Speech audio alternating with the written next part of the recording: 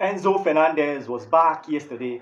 He joined the rest of the Chelsea squad in Atlanta for their remaining preseason game, and immediately he landed. He apologized to the rest of the players, all the players that were involved. He apologized to them, and Reece James and Aso Disasi were the leading figure in this consultation between Enzo Fernandez and the rest of the players.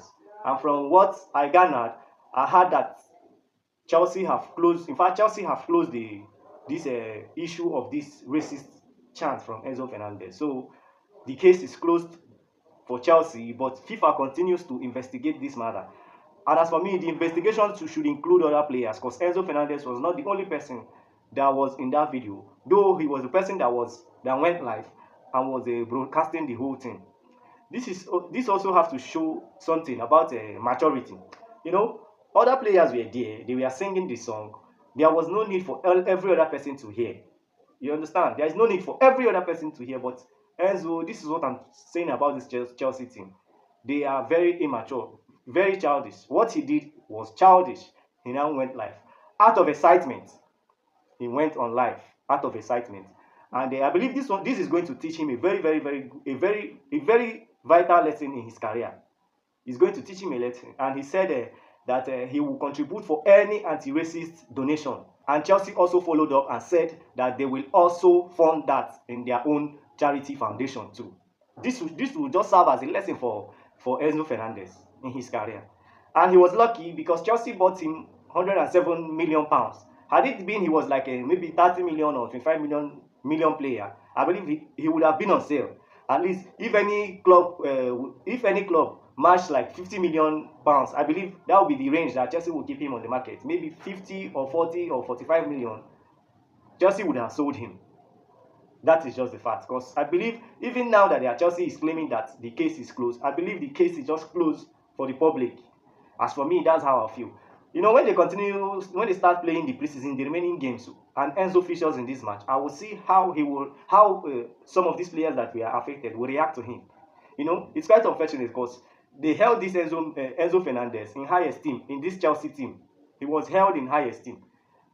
But now, you know, all those things are now in shambles. But I just pray that there will not be any kind of confusion in the dressing room. I pray that now that they said that they have settled the case, let it be so. Let it not just be, you know, a kind of a mirage, a camouflage, while the dressing room will still be on fire. I don't pray for such thing. The only thing that is going to keep this dressing room in harmony is if Chelsea start winning.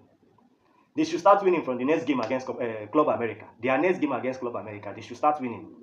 If Chelsea start winning, I believe in fact, Chelsea need to start winning. They need this. They need the confidence. You know, this is a new coach, and a lot of tactical things is happening. So Chelsea need to start winning so that some of these players they will start having confidence. Once Chelsea start winning, I believe this issue of racist issue it will be a thing of the past. Chelsea really need to start winning. That is how this case will finally die and go away.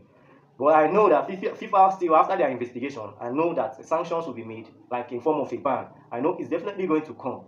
But I just hope that Chelsea is in harmony for now. You know, but there is something about Todd Boehly. I have always been complaining about their takeover.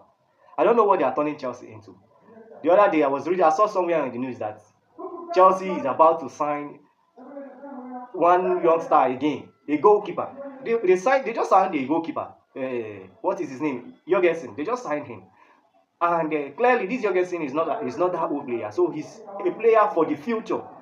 Then for you to be signing this player, I think they said he's a 2005. He was born in 2005.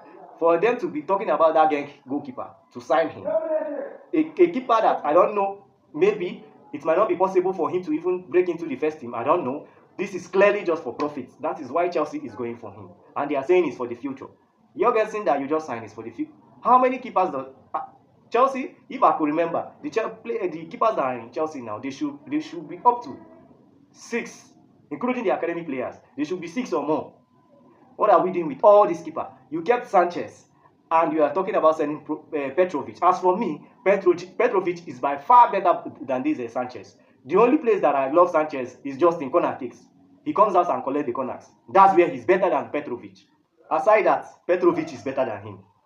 And I pray this Jorgensen that they just signed, let him be a good signing. If not, this their goalkeeper crisis will just continue. The goalkeeper crisis will just continue. I just pray that this Jorgensen, as he's coming, all the attributes that Enzo Maresca needs, I just pray that he will have those attributes, and all this shakiness in the back, or at least the keeper side, it will be solved. But as for me, Sanchez would have been sold, then Petrovic would have stayed. Maybe that was the option, and Petrovic decided that no, if he's not good enough to start, maybe he will go on transfer. I don't really know. Maybe this is what happened. Because as for me, Petrovic is by far better than this Sanchez. Because I saw one stat about saves that goalkeepers made. I think it was this Man U goalkeeper Onana and one other keeper that was ahead of him in the Premier League last season. I don't know how correct that stat is, but that is what I saw. So a keeper that have that rate of saves, why sell him? I believe maybe he didn't want to stay as a second keeper, so that's why he's going. And Sanchez is happy to stay back. Maybe that is what I'm thinking. I don't know how true this is. Finally, another great news is about Victor Osimhen. This is the saga of Victor Osimhen coming to Chelsea. He's now hitting up again. He's hitting up back seriously now. And I'm so glad about this. As for me, Victor Osimhen, he does everything that Jackson does and more. He does it and more. In terms of energy, he have more energy. In terms of strength, in terms of pressing, that guy is a lion. In terms of pressing, he press so much.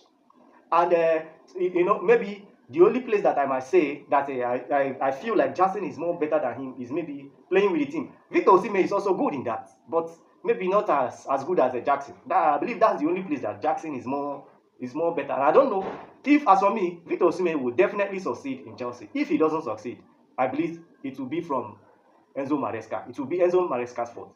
That's my take.